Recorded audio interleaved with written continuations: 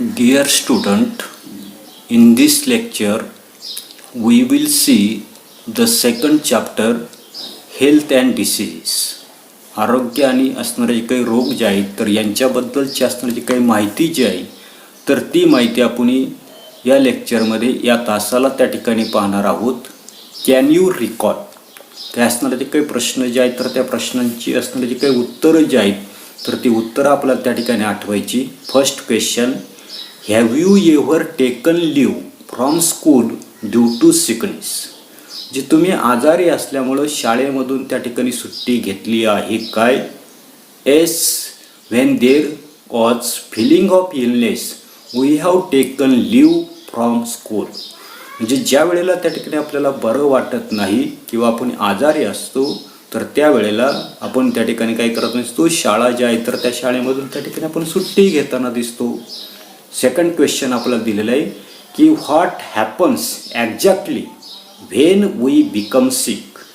जे सर्वसाधारणपणे ज्या वेळेला आपण आजारी पडतो म्हणजे नेमकं काय होतं तर हे आपल्याला त्या ठिकाणी विचारलेलं आहे की when we become sick there is disturbance in the normal health. ज्या वेळेला आपण त्या ठिकाणी आजारी पडल्यानंतर आपलं सर्वसामान्य अशा प्रकारचं असतं जे काही आरोग्य जे आहे तर त्या आरोग्यामध्ये त्या ठिकाणी अडथळा येताना दिसतो. There is some pain in the body. आपलं जे काही शरीर जे आहे तर त्या शरीरामध्ये काय होताना दिसतं, आपल्याला त्या ठिकाणी दुखताना दिसतं किंवा वेदना त्या ठिकाणी होताना दिसतात. One may get fever, there is headache or cough and cold. कधी कधी आपल्याला त्या ठिकाणी ताप येताना दिसतो. हेडेक म्हणजे डोकं त्या ठिकाणी दुखताना दिसतो, खोकला त्या ठिकाणी येताना दिसतो किंवा आपल्याला कोल्ड थंडी जी आहे तर ती थंडी त्या ठिकाणी वाजून येताना दिसते. Sometimes the digestion is improper resulting in to loose motion. कधी कधी काय होताना दिसते, आपल्याला आपण जे काय अन्न खातो तर त्या अन्नाचं त्या ठिकाणी व्यवस्थित त्या ठिकाणी पचन होताना दिसत नाही आणि याच्यामुळे काय होताना दिसते, आपल्याला त्या ठिकाणी लूज मोशन म्हणजे जुलाब जे आहे तर ते जुलाब त्या ठिकाणी होताना दिसतात.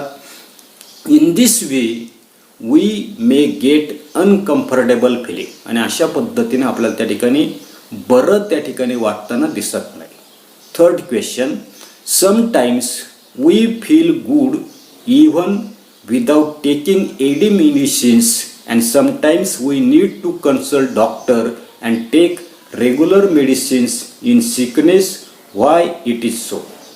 कधी कधी काय होतं दिसतं, आपल्याला कोणत्या प्रकारचं औषध जे आहे तर ते औषध न घेता आपण त्या ठिकाणी काय होताना दिसतो, बरे होताना दिसतो. तर कधी कधी मात्र काय करावं लागतं, आपल्याला त्या ठिकाणी रेग्युलर अशा प्रकारचे असणारे जे काही औषधं जे आहेत तर ते औषधं घेण्याची त्या ठिकाणी गरज असते. तर असं का होताना दिसतंय? Some illness can be treated at home with household remedies. काही असणारे जे काही आजार जे आहेत तर त्या आजारांच्या बाबतीमध्ये काय असणारे जे काही घरगुती अशा प्रकारचे असणारे जे काही उपचार जे आहेत तर ते उपचार करून आपण त्या ठिकाणी बरे होऊ शकतो. Even if there is infection it can be for a short period and gets cured by itself. म्हणजे सर्वसाधारणपणे आपल्याला जरी त्या ठिकाणी त्या रोगाचा त्या ठिकाणी संसर्ग जरी झाला तर थोड्याच कालावधीमध्ये आपण काय होताना स्वतःहून त्या ठिकाणी बरे होताना दिसतो. But some of the illness are severe and can be cured in such a way.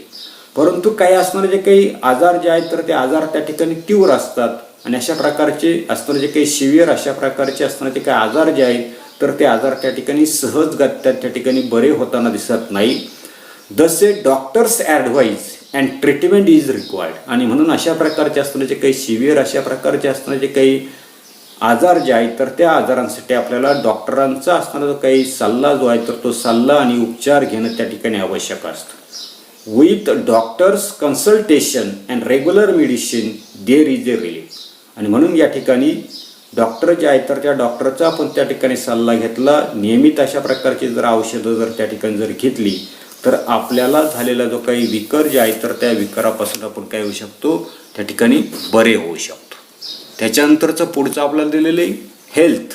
Definition of the health जे आहे तर ती हेल्थ आपल्याला दिलेली की health is a state of complete physical, mental and social wellbeing and not merely the absence of any disease. म्हणजे सर्वसाधारणपणे आपल्या लक्षात येताना दिसतंय की असणारा जो काही विकर जो आहे, तर तो विकर म्हणजे त्या ठिकाणी आपल्याला संपूर्णपणे शारीरिक, मानसिक आणि असणारं जे काही सामाजिक वेलबिंग जे आहे, तर ते सामाजिक वेलबिंग त्या ठिकाणी असणं. दुसरं आपल्याला सांगितलं आहे not merely the absence of any disease, म्हणजे कोणताही असणारा जो काही विकर जो आहे, तर त्या विकाराच्या बाबतीमध्ये आपल्याला त्या ठिकाणी असणारी त्याची असणारी काही व्याख्या जी आहे, तर ती व्याख्या आपल्याला त्या ठिकाणी सांगितली की त्या ठिकाणी शारीरिक, मानसिक किंवा सामाजिकदृष्ट्या त्या ठिकाणी तो चांगला असणं, जे त्याच्यामध्ये त्या ठिकाणी कोणत्या प्रकारचा असणारा जो काही विकर जो आहे, तर तो विकर त्या ठिकाणी जर नसेल, तर अशा प्रकारची असणारी जी काही व्यक्ती जी आहे, तर ती व्यक्ती सर्वसाधारणपणे काय सांगू शकतो आपण त्या ठिकाणी त्याचं आरोग्य त्या ठिकाणी म्हणू शकतो. म्हणजे रोगाचा नुसता जो काही अभाव जो आहे, काय म्हटले, not merely the absence of any disease, म्हणजे रोगाचा नुसता अभाव म्हणजे आरोग्य नव्हे, तर ते असणारे जे काही व्यक्ती जे आहे, तर त्या व्यक्तीचं असणारं जे काही फिजिकल, शारीरिक, मेंटल म्हणजे त्या ठिकाणी मानसिक आणि सोशल वेलबिंग म्हणजे सामाजिकरित्या ती व्यक्ती जी आहे, तर ती कशी असायला पाहिजे, तर त्या ठिकाणी सदृढ असण्याची जी काही स्थिती जी आहे, तर त्या स्थितीलाच आपण त्या ठिकाणी काय म्हणता तो हेल्थ त्या ठिकाणी म्हणता.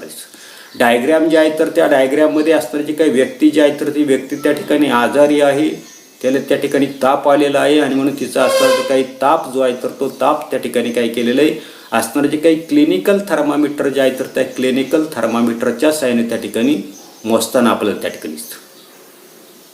व्हॉट इज डिसीज, मग आता रोग म्हणजे काय, की health is A complete what is disease, condition of disturbance in psychological or psychological process of body is called as disease.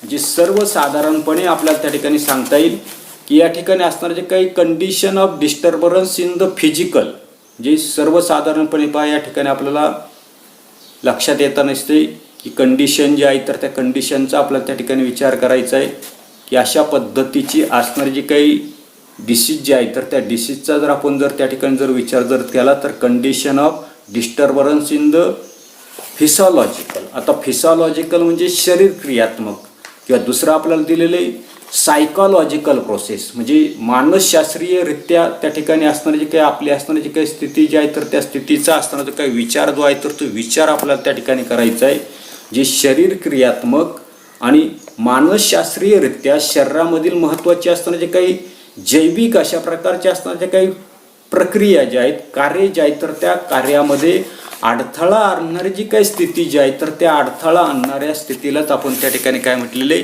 की सर्वसाधारणपणे रोग त्या ठिकाणी म्हटलेले आहे. Each disease has its own specific symptoms, म्हणजे सर्वसाधारणपणे प्रत्येक असणारा जो काही रोग जो आहे, तर त्या रोगाची काही विशिष्ट अशा प्रकारची असणारी जी काही लक्षणं जी आहेत, तर ती लक्षणं आपल्याला त्या ठिकाणी आढळून येताना दिसतात.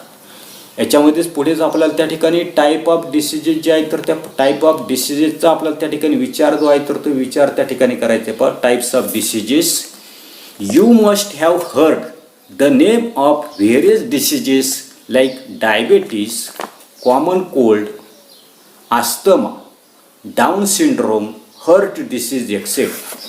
सर्वसाधारणपणे विविध अशा प्रकारचे असणारे जे काही रोग जे आहेत, तर त्या रोगामध्ये पहिला आपल्याला दिले, तर त्या ठिकाणी डायबिटीस दिलेला आहे, म्हणजे त्याला आपण मधुमेह त्या ठिकाणी म्हणताना दिसतो.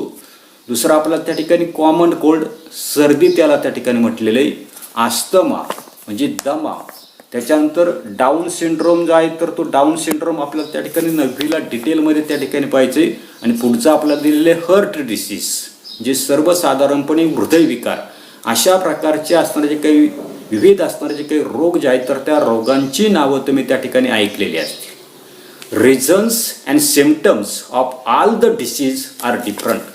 आता सर्वसाधारणपणे या ठिकाणी विविध असणारे जे काही रोग जे आहेत, तर त्या रोगाची असणारे जे काही सिम्पटम्स म्हणजे त्या ठिकाणी असणारे जे काही लक्षणं जे आहेत, तर ती लक्षणं त्या ठिकाणी वेगवेगळी असणार आहे.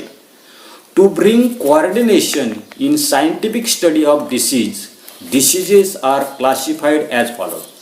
सर्वसाधारणपणे जे काही रोगाची असणारे जे काही कारणं जे आहेत, लक्षणं जे आहेत, तर ती लक्षणं त्या ठिकाणी वेगळी आहेत. आणि म्हणून विविध रोग जे आहेत तर त्या रोगांचं असणारं जे काही वर्गीकरण जे आहे तर ते वर्गीकरण खालील असणारे जे काही पद्धती जे आहेत तर त्या पद्धतीच्या साहाय्यानं हे जे असणारे जे काही विकर जे आहेत तर त्या विकारांचं असणारं जे काही वर्गीकरण जे आहे तर ते वर्गीकरण त्या ठिकाणी केलं. पहिला असणारा जो काही टाईप ऑफ डिसीज जो दिलेला तो आपल्याला अकॉर्डिंग टू ड्युरेशन्स त्या ठिकाणी दिले. म्हणजे सर्वसाधारणपणे हा जो काही असणारा जो काही पहिला प्रकार दिलेला आहे तो अकॉर्डिंग टू द ड्युरेशन दिलेला आहे. कालावधीनुसार त्याचं असणारं ते काही क्लासिफिकेशन जे आहे तर ते क्लासिफिकेशन त्या ठिकाणी केले. नेक्स्ट आपल्याला अकॉर्डिंग टू द रिझन्स त्या ठिकाणी दिलेली म्हणजे कारणं जे आहेत तर तो रोग जो आहे तर तो रोग होण्याची जे काही कारणं जे आहेत तर त्या कारणानुसार त्याचं असणारं जे काही क्लासिफिकेशन जे आहे तर ते क्लासिफिकेशन त्या ठिकाणी केलेले आहे. अकॉर्डिंग टू द ड्युरेशन पुन्हा त्याचं असणारं जे काही क्रोनिक डिसीज अशा पद्धतीचं त्या ठिकाणी वर्गीकरण केलं म्हणजे दीर्घकालीन अशा प्रकारचे रोग जे आहेत तर ते रोग त्या ठिकाणी सांगितले. दुसरं आपल्याला दिलेलं आहे ॲक्यूट डिसीज म्हणजे तीव्र अशा प्रकारचे रोग.